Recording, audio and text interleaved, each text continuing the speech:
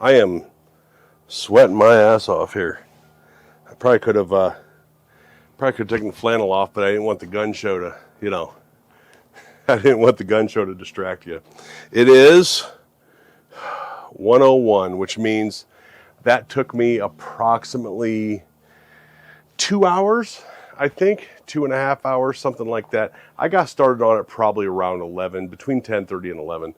So it is 1:01. Is that what I said? Short-term memory. 1:02. I was wrong. So that took me about, 3 hours. Let's call it 3 hours, 2.5 hours. Had I used this, it would have taken me 6 hours, 5 hours. So if you're going to do this, I highly suggest some sort of a bit in your impact or your drill, because it would take forever with just hand tools. I foolishly got my ratchet out as if I was going to use that, right?